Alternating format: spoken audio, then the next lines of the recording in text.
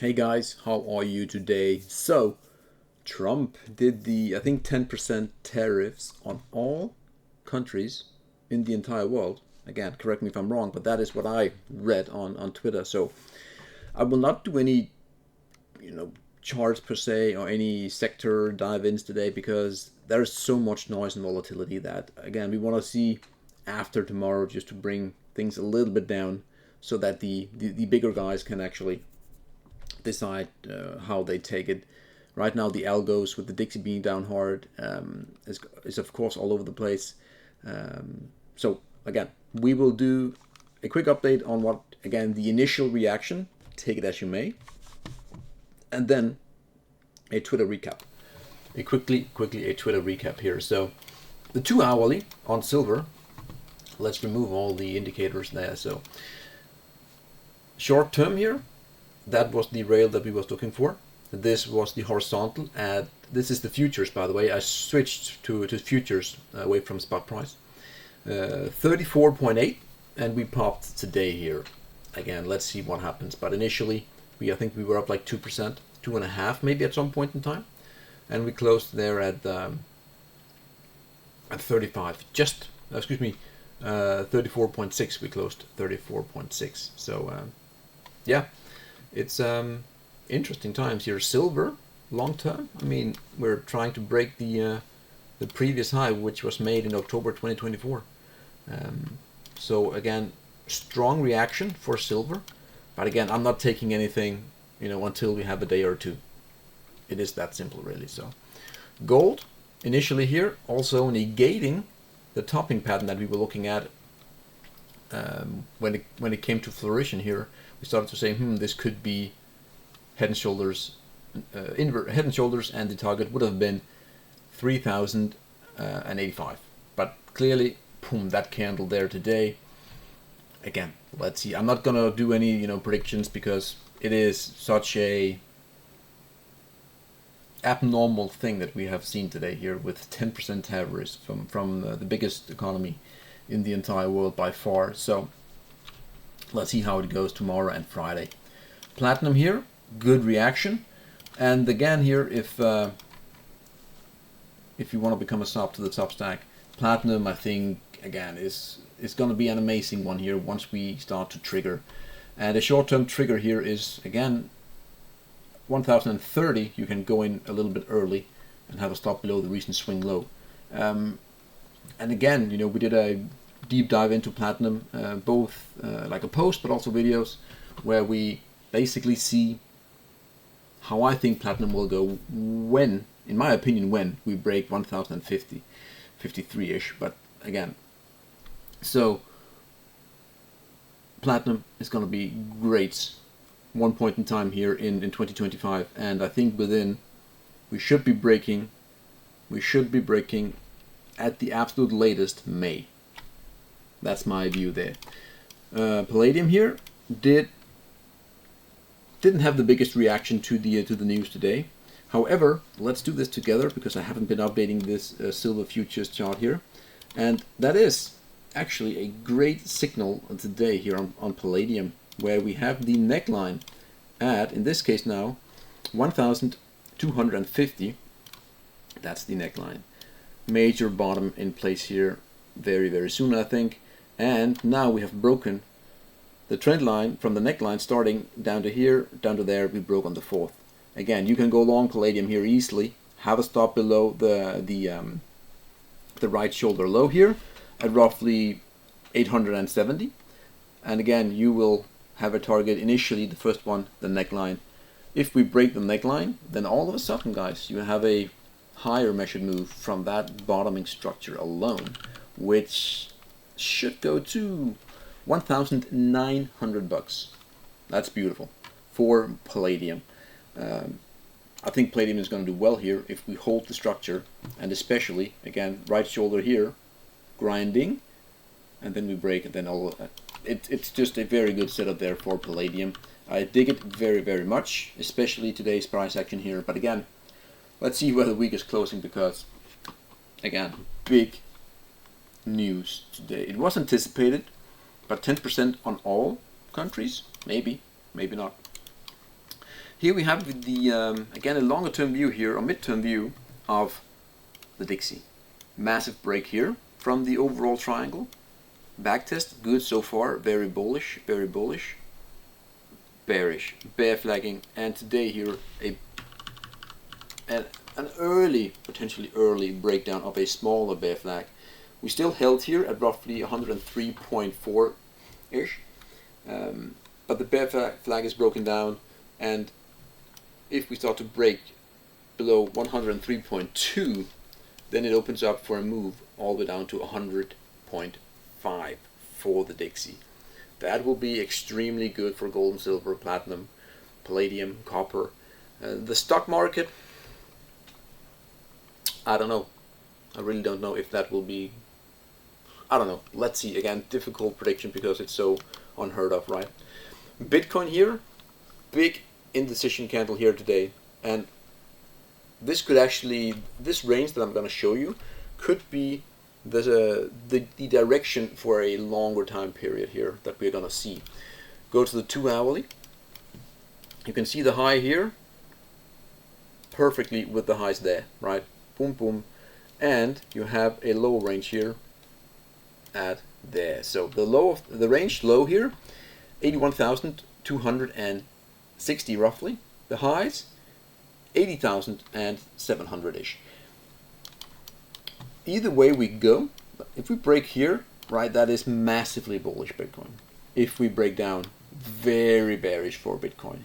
So that is the range that I'm looking at now. Anything in between is just chop, chop, chop all over the place.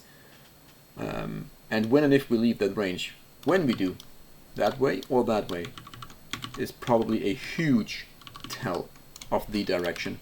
And again, Bitcoin is linked heavily to the tech sector, the Nasdaq. Oil here with a, again, the news came out here, big red candle, and yeah, let's see how it progresses here. But again, if we have a lot of tariffs, will that slow down the economy? We shall see. But overall, I'm still a fan here of oil. Not long term, not yet. But again, we had a lot of breakdowns here, breakouts, and the horizontal. So still overall bullish. But that candle there could be the start of something, you know, if we see lower prices. Major large red candle, and you can see here basically this 2 hourly candle engulfs 3 days worth of trading. That is pretty huge by the way. So good. Some old drawings here I can see. I am definitely going to remove that. I'm terribly sorry, guys. I am terribly sorry. So what we do like that, and we do this. Cool. Rates is going to break down here. I say that with a lot of certainty, and that is just very clean head and shoulders, and bear flagging here at the end, sitting here at 4.1 if we break here, which I definitely think we will. Again, we have to wait and see because we want the chart to tell us the direction and not our feelings. We are going down to 3.5 from that pattern alone, and then we will see. But 3.5 from 4.1 is a big drop. We are basically talking, you know, 16% from today's levels here. So yeah, that is a big drop, and let's see what happens at that point in time. But it really looks like rates are going to come down here over the next few months. Basically, you have April, May, June. Should be, again, if we confirm here, all the way down to there. The SPY, double bottom here. You can see, again, you can see it here. I want to show you. So, breakdown here, back test, double bottom. Try to gain here. Post market, we are sitting back at the double bottom lows here. Again, let's see. But again, post market down 2.5%. I don't think the markets can recover from that for tomorrow. That would be unheard of, but yeah. The QQQ, again, large breakdown here, 2023. So we're talking a two-year breakdown trend line. 1, 2, 3, 4, and we lost that level as well. Big technical breakdown here. which happened March 2025. So 1 month ago, big technical breakdown. And yeah, until proven otherwise, really, or we see any structure that is bullish, the Nasdaq is struggling big time here, big time. Good. A little history here on the copper. Boom.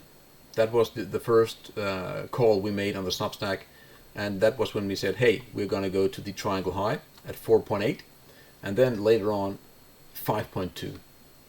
Big break here, and then we have the next one up here. So we called the buy twice. We hit our target, overperformance, which often happens, and that's it. Now we wait. I do believe, however, that we are one way or the other gonna break out at some point in time. So copper, long-term bullish, short-term a bit bearish here. I do think we could have a check back here, boom, down to there, especially given today's news, right? If we see a slowdown, copper is only industrial, right? So makes sense. Coal here, we will not spend much time. Still holding the big $100 level, which is massive long-term support, and a 3-digit, you know, going from 3 to 2, you have an even number, that is support. If we can hold here and start to trade above 112, I think coal could be one way to look. Good. Gas here, we will not go too much into that. What else do we have here? Gas, not that one either. The TLT, post-market, 0.5. Whoa, excuse me. I'm actually a bit bullish here on the TLT. Again, rates coming down, TLT looking good. Bull flagging here. Again, the next target is 100. If we can break 100, we could see 112. But I don't think, you know, we will have a... I think the bond market... I'm very confident in saying that the bond market in general, the bull market is over.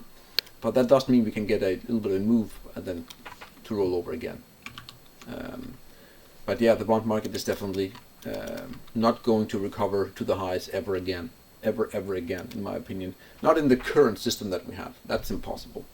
So what could happen here is that we have head and shoulders here, we break, we hit the target somewhere around here, and then rates will go no further. I think the highest point the TLT could go is 134, the absolute highest, the legacy breakdown of the end of the bull market.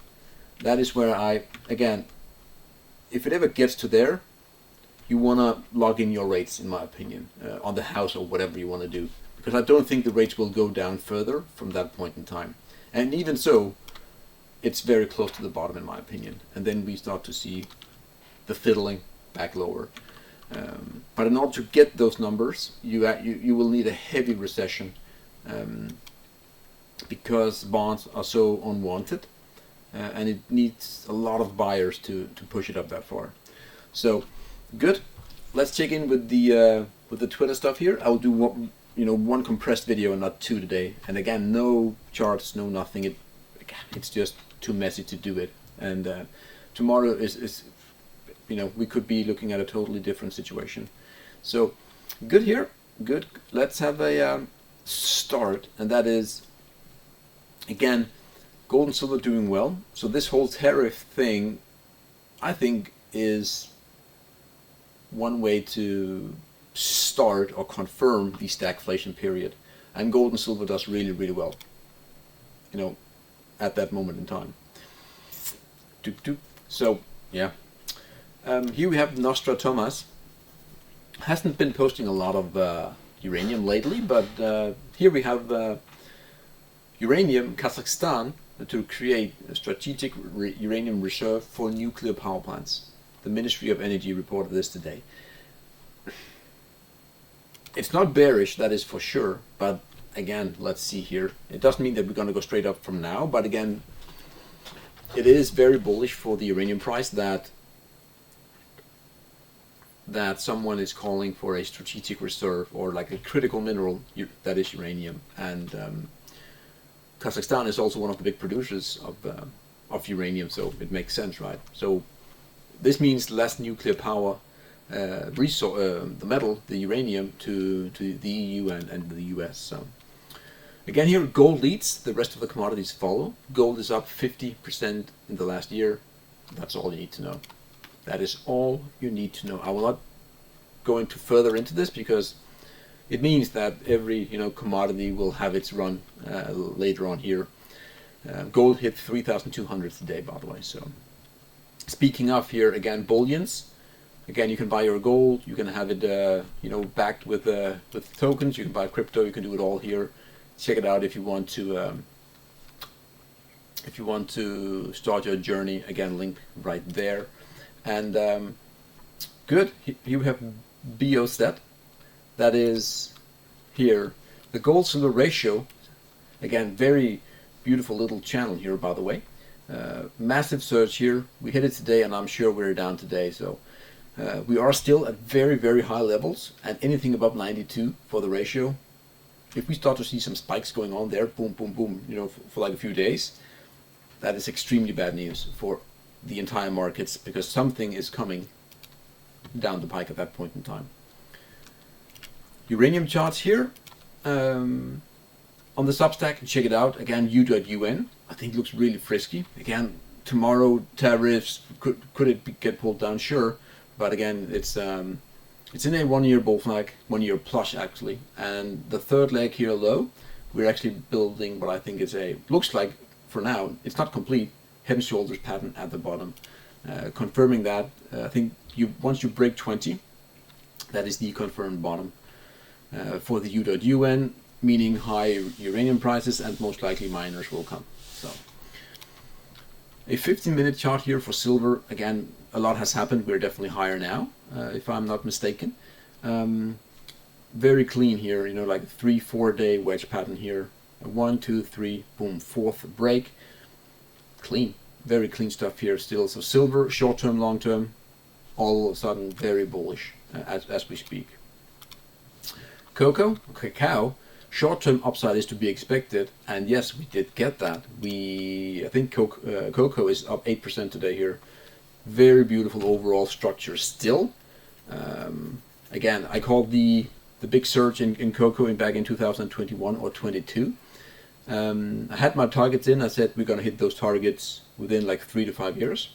We hit it within like a year or year and a half, and we overshot heavily. Absolutely, completely short squeeze.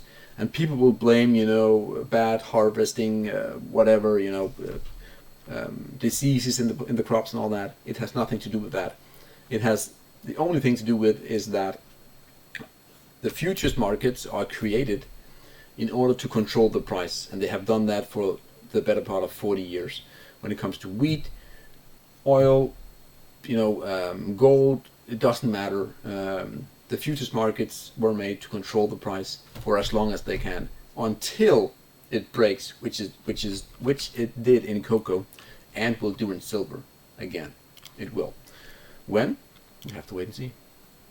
Novo here on the monthly. Novo Nordisk is a major Danish company, has done tremendously well, and is basically 50% of the entire Danish index, stock index. We're coming in here, massive long-term uptrend. If we hit the rail here, in my opinion, that's a mega buy for Novo. It is at roughly, I think, 400 or 350, and we are now at 460 or so. So yeah, beauty. Here it is, the head and shoulders that we looked at. This was the initial draw, but again, we negated it today. Again, let's wait and see, because that candle could be, again, a lot of weird stuff is happening today, and we will definitely need a few days to digest the craziness. Dixie here again, that was the wedge here we broke down. We're now sitting somewhere down here, getting killed a little bit today. And what else do we have? I want to show you this one here, silver, the 1 day chart. For some reason, I have no idea why the resolution is so bad. Anyway, silver has broken its 2011 momentum trend line. So this is the momentum chart of silver. You can see the highs here, boom, boom, boom, breakout, retest, resumption, and it is now at the horizontal momentum, which is way more important than trend lines like we usually do when you measure momentum. If we can break that, in my opinion, all hell breaks loose for silver, and we will be at 50 in no time with overperformance. Truly, again, when it happens, we shall see. We shall see. So this is one more. I will do one more silver bug here.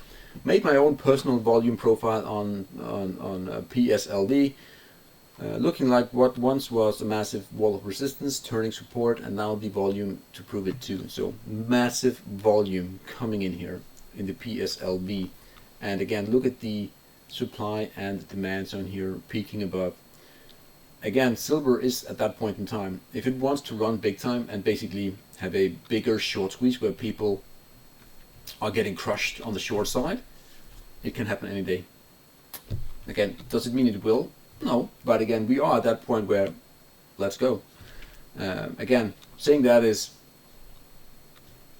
might sound weird, but if you are like in this cluster here, again, if you haven't even been breaking any structures or anything, and you're just sitting here, you're not in a position where you can just run big time here. You need to clear the structures and get into fresh air.